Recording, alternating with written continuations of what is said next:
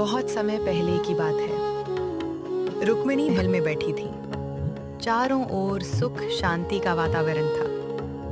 तभी रुक्मिणी जी के मन में एक विचार आया। उन्होंने सोचा, भगवान कहते हैं कि वे इस संसार के सभी जीवों का पालन पोषण करते हैं, लेकिन इस धरती पर तो अनगिनत जीव जंतु हैं, छोटे बड़े, जल में रहने वाले, जंगल में रहने वाले, आकाश में उड़ने वाले। क्या सच में भगवान सबकी चिंता करते हैं? क्या हर जीव को समय पर भोजन मिल जाता है? यह प्रश्न उनके मन में बार बार घूमने लगा।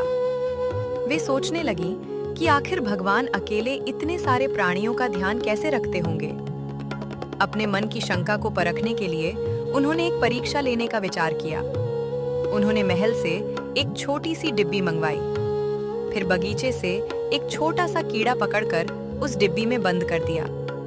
डिब्बी को चारों तरफ से अच्छी तरह बंद कर दिया ताकि अंदर हवा या भोजन कुछ भी न जा सके। रुक्मिणी जी मन ही मन बोली, अब मैं देखती हूँ कि इस कीड़े का पालन भगवान कैसे करते हैं। डिब्बी को बंद करके उन्होंने अपने पास रख लिया और अगले दिन भगवान के सामने जाकर बोली, प्रभु, आप कहते हैं कि आप सभी जीवों का पालन करते हैं, लेकिन मैंने एक कीड़े को डिब्बी में बंद कर दिया है। वहाँ न भोजन है और न ही बाहर निकलने का रास्ता।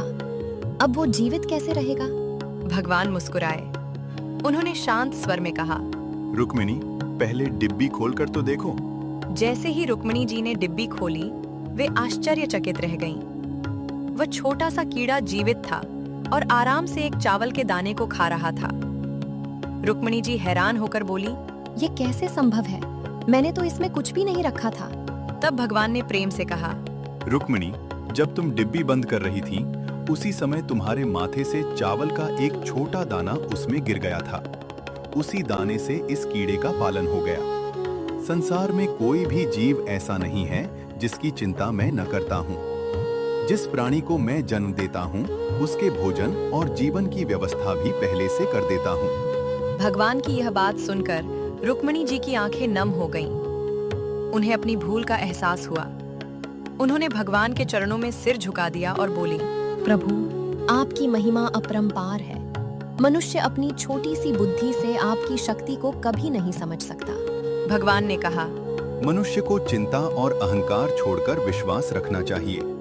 जो सच्चे मन से कर्म करता है और ईश्वर पर भरोसा रखता है, उसकी रक्षा स्वयं भगवान करते हैं।